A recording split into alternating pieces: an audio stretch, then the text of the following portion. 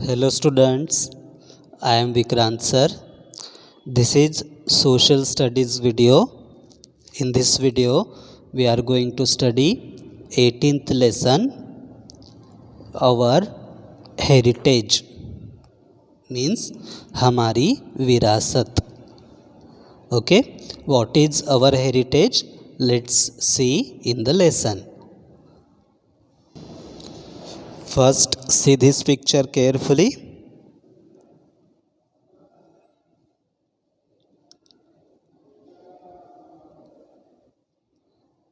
Okay, now let's start the lesson. So, are you ready? I am reading. You listen attentively and know what to read to which words. कौन से word को क्या read करना है ये आपको आना चाहिए. आप ये वीडियो के बाद भी बुक से पढ़ना आना चाहिए आपको, इसलिए आपको ध्यान से सुनना है.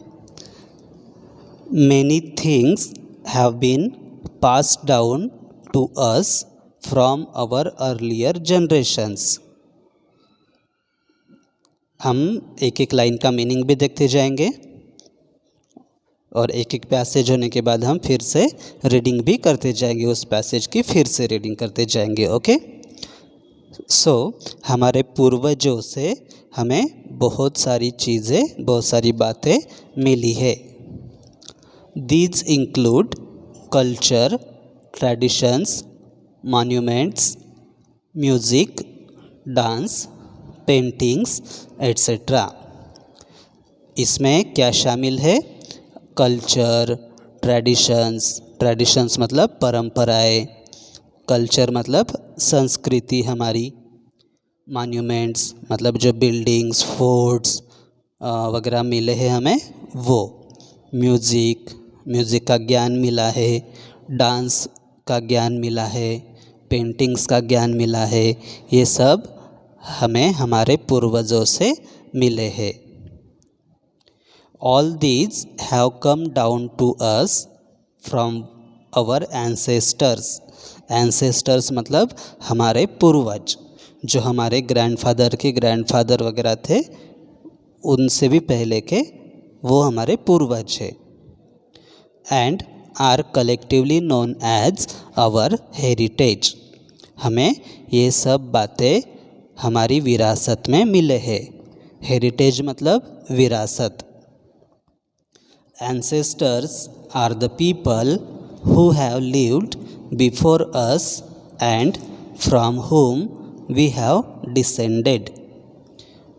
Ancestors मतलब बताया मैंने अभी, हमारे पूर्वज मतलब हमसे भी पहले जो मतलब लोग हमारे फैमिली में हो चुके हैं, रह चुके हैं, वो मतलब हमारे ग्रैंडफादर के ग्रैंडफादर वगैरह, वो उनसे हम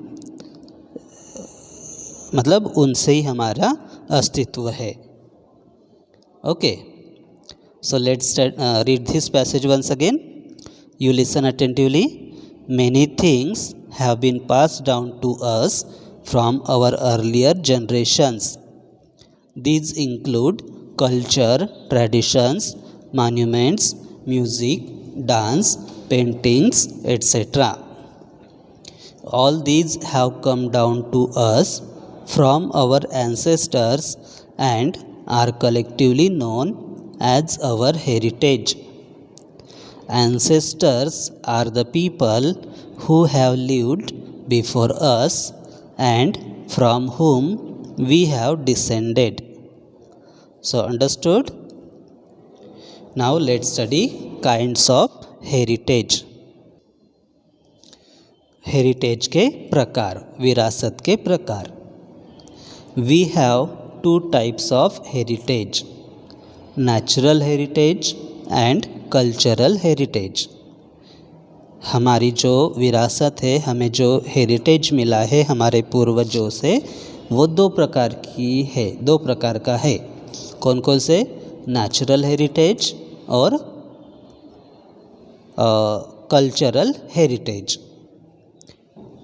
Natural heritage includes forests, animals, birds, rivers, mountains, deserts, valleys, minerals, and other natural features of a country.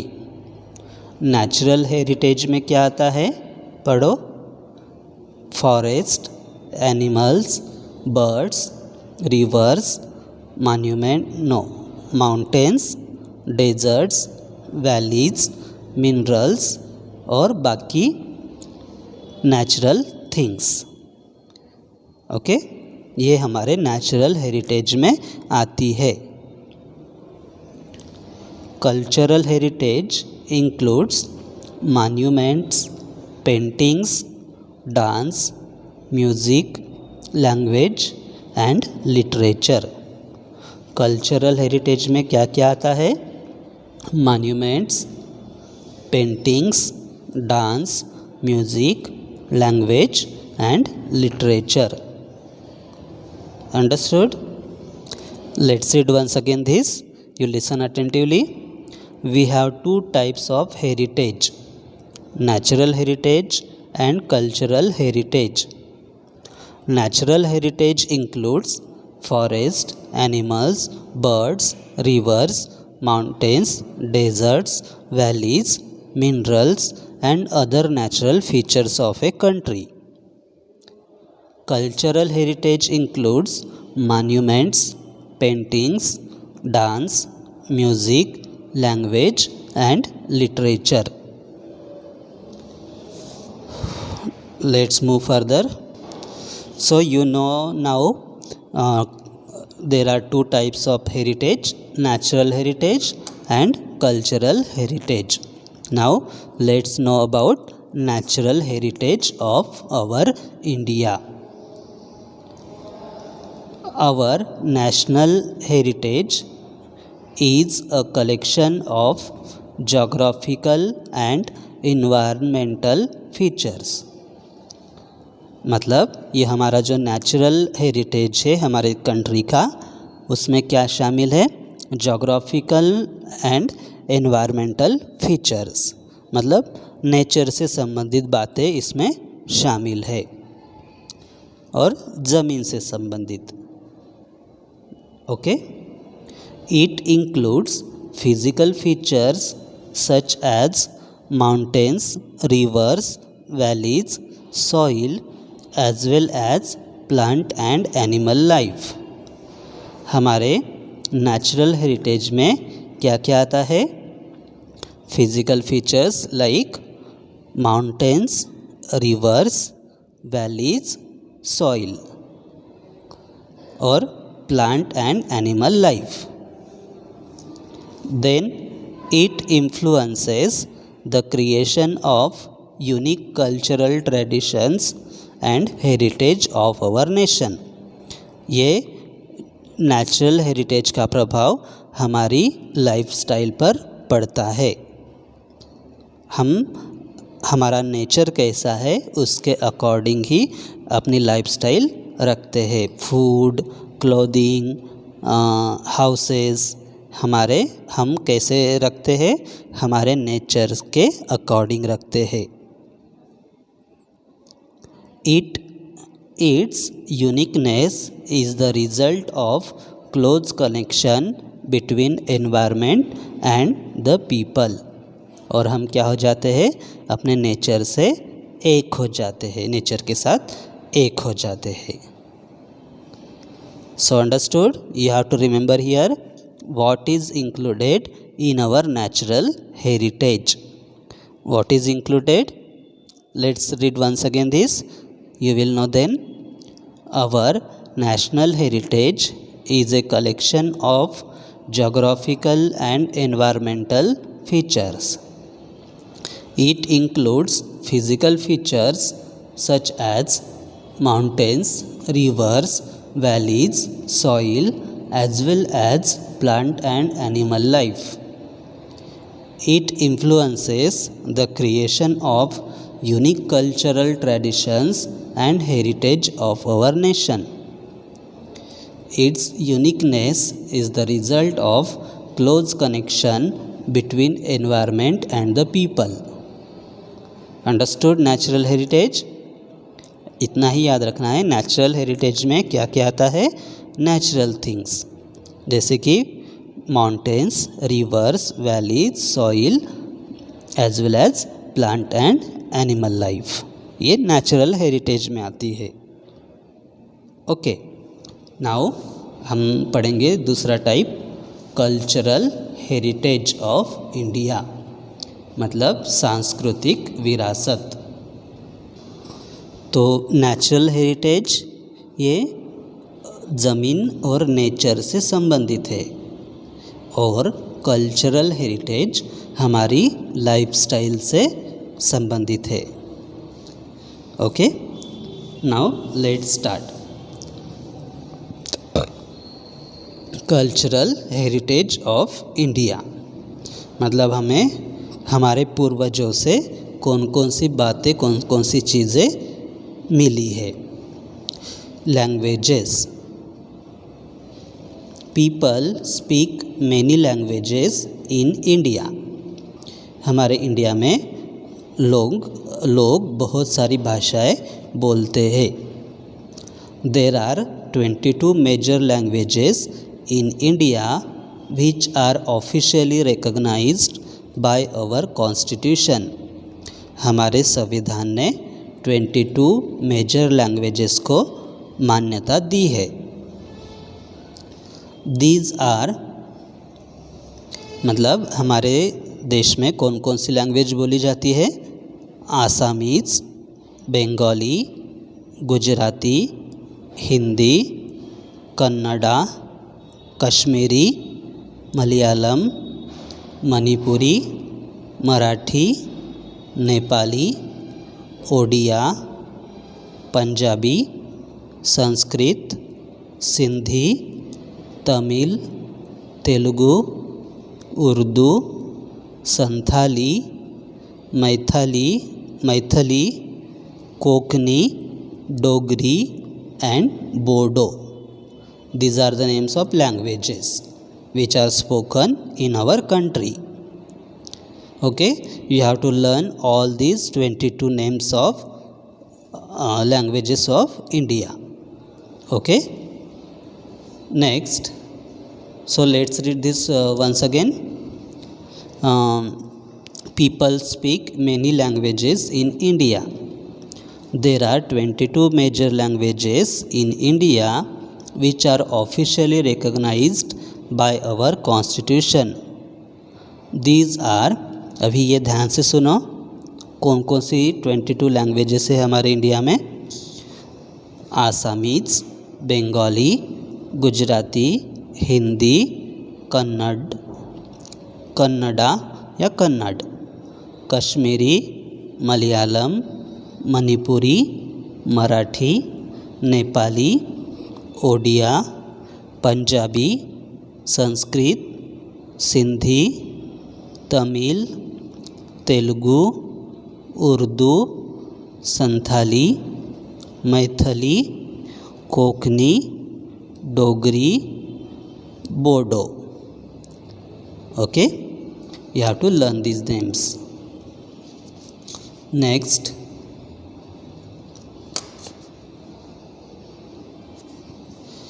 Hindi is our official language. हमारी नेशनल लैंग्वेज, ऑफिशियल लैंग्वेज कौन सी है? हिंदी है। And is also spoken by a majority of Indians. सबसे ज़्यादा बोली जाने वाली लैंग्वेज इंडिया में कौन सी है? हिंदी। इसलिए हिंदी को हमने ऑफिशियल लैंग्वेज रखा है। Almost all the languages spoken in India are written from left to right, except Urdu, Kashmiri and Sindhi which are written from right to left। देखिए, हम जब इंग्लिश लिखते हैं तो ऐसे लेफ़्ट से राइट लिखते हैं। हिंदी भी ऐसे शुरू करते हैं यहाँ से, और यहाँ ऐसे ऐसे लेफ़्ट से राइट तक लिखते हैं। लेकिन उर्दू, कश्मीरी और सिंधी ऐसी 3 लैंग्वेजेस है इंडिया में जो राइट से स्टार्ट करते हैं यहाँ से और ऐसे ऐसे लेफ्ट तक लिखते जाते हैं। ऐसी कौन कौन सी लैंग्वेज है जो राइट से लेफ्ट तक लिखी जाती है इंडिया में? Urdu, Kashmiri and Sindhi. You have to remember this. Understood? Now next topic. First we have seen languages. Now let's see dance. The dance forms of India include both folk and classical dances. So there are two types of dances in India: folk dances and classical dances. Folk dances are performed on special occasions such as festivals, marriages, harvest time, etc. Folk dances कब perform किए जाते हैं? ये dances कब किए जाते हैं? Festivals के टाइम, मैरिजेस के टाइम, शादियों के टाइम और हार्वेस्ट टाइम, जब फसल निकलती है खेतों से, तब कौन से डांसेस किए जाते हैं? Folk dances. The tribal dances of the Nagas, Mizos and Gonds are very colourful. जो आदिवासी डांस वगैरह होता है ना, वो ट्राइबल डांसेस में आता है। ओके, और ट्राइबल डांसेस कौन कौन से, किस किस के फेमस है? Nagas, Mizos and Gonds. These are the names of tribes. Okay, ये जाति के लोग, मतलब नाम है। Next, Indian classical dances. अभी तक हमने फोक डांसेस के बारे में पढ़ा कि फोक डांसेस फेस्टिवल्स, मैरिजेस और हार्वेस्ट टाइम में परफॉर्म किए जाते हैं। अभी classical dances. Indian classical dances started as a form of worship. Worship means पूजा, प्रार्थना। प्रेयर डांस होता है ना, तो उसमें ये क्लासिकल डांसेस किए जाते हैं प्रेयर डांस में। ओके, तो ऐसे कौन कौन से क्लासिकल डांसेस हैं इंडिया में? Kathak, Bharatanatyam, Manipuri, Odissi and Kuchipudi are popular classical dance forms of India. India में कथक, भरतनाट्यम, मणिपुरी, ओडिसी और कुचिपुड़ी इतने क्लासिकल डांसेस किए जाते हैं।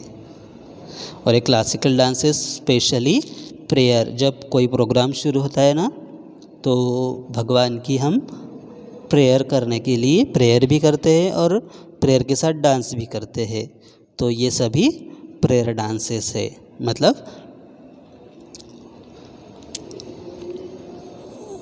Okay, Kathak, Bharatanatyam, Manipuri, Odissi, Kuchipudi. Okay, all the classical dances have different beats, rhythms and costumes. ये जो अलग अलग डांसेस है, कथक, भरतनाट्यम, मणिपुरी, ओडिसी और कुचिपुड़ी, हर एक डांस में अलग अलग बीट्स है, रिदम्स है और कॉस्ट्यूम्स है। अंडरस्टूड? मतलब हर एक डांस का एक अलग स्टाइल है, अलग प्रकार के गाने हैं और अलग प्रकार के ड्रेसेस पहने जाते हैं हर एक डांस में।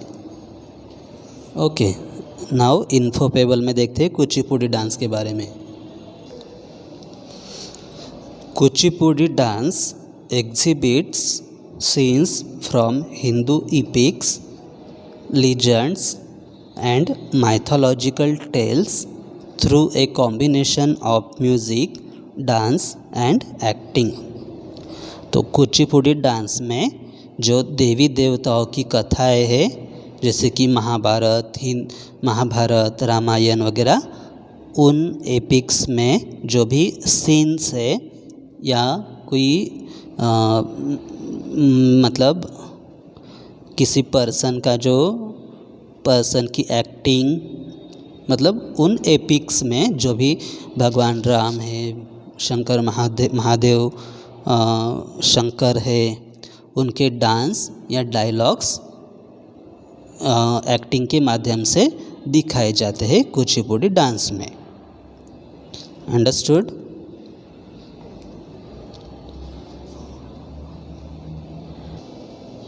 And here you can see one pose from Bharatnatyam dance. So this was about dance. Okay, so what will you remember about Indian dances? Indian dances are of two types: folk dances and classical dances. Folk dances are performed on festivals, marriages and harvest times. Then Indian classical dances started as a form of worship. And which are classical dances? Which are Indian classical dances? Kathak, Bharatnatyam, Manipuri, Odissi and Kuchipudi. Okay. Now let's study music. Here you can see one music program. Okay, a Hindustani classical music concert.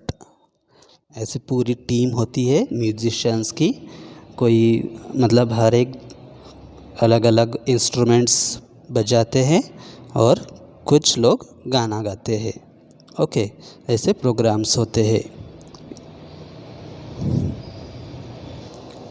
चलो अभी Indian music के बारे में और मतलब ज़्यादा जानकारी प्राप्त करते हैं।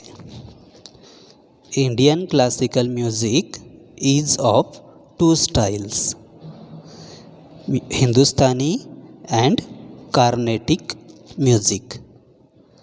जैसे कि डांस फॉर्म टू प्रकार के हैं, कौन कौन से? Folk dances and classical dances. वैसे म्यूज़िक भी इंडियन म्यूज़िक दो प्रकार का है, कौन कौन से? हिंदुस्तानी और Carnatic. Hindustani music and Carnatic music. अभी हम दोनों के बारे में वन बाय वन जानेंगे, ठीक है। First, Hindustani music. Hindustani music developed in north India. Hindustani music है वो नॉर्थ इंडिया में डेवलप हुआ। It was not only influenced by ancient Hindu musical traditions but also by the Persian music of the Mughal era. ये Hindustani music जो है वो दो म्यूज़िक स्टाइल से प्रभावित हुआ है। ओके, कौन कौन से? Hindu music and Persian music. Hindu music और पर्शियन म्यूज़िक का कॉम्बिनेशन हिंदुस्तानी म्यूज़िक में हुआ है। Understood? Next, besides pure classical forms there are also several semi-classical forms such as Thumri and Tappa. Okay, these are the music के forms है ये। Okay, Thumri and Tappa. Understood? Let's read Hindustani music once again. You listen attentively and look at the words. Hindustani music developed in North India. It was not only influenced by ancient Hindu musical traditions but also by the Persian music of the Mughal era. Besides pure classical forms, there are also several semi-classical forms such as Thumri and Tappa. Now, Carnatic music. First, we have studied about Hindustani music. Now, let's study about Carnatic music. Carnatic music developed in South India. So, do you remember Hindustani music developed in north India, Hindustani music north India, and Carnatic music south India. Carnatic in Sanskrit means soothing to the ears, मतलब कानों को आनंद देने वाला। ये जो Carnatic music है उसमें हम क्या हो जाते हैं, लीन हो जाते हैं, वो सुनते सुनते मधुर होता है सुनने के लिए। The main emphasis is on vocal music and the composition is meant to be performed in a style known as गायकी। और कार्नेटिक म्यूज़िक में वोकल म्यूज़िक पर मतलब फोकस किया जाता है।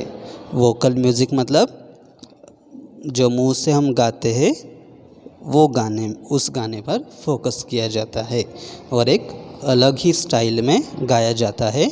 उस स्टाइल को गायकी कहते हैं। अंडरस्टूड? नाउ आगे, different musical instruments are used in classical music.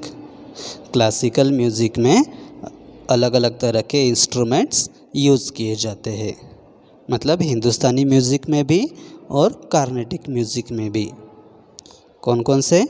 The veena, sitar, shehnai, flute, harmonium and tabla, ये म्यूज़िक में यूज़ किए जाने वाले इंस्ट्रूमेंट है। Okay, are some of the popular musical instruments used in classical music.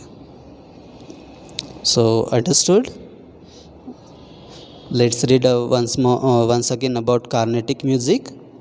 Carnatic music developed in South India. Carnatic in Sanskrit means soothing to the ears.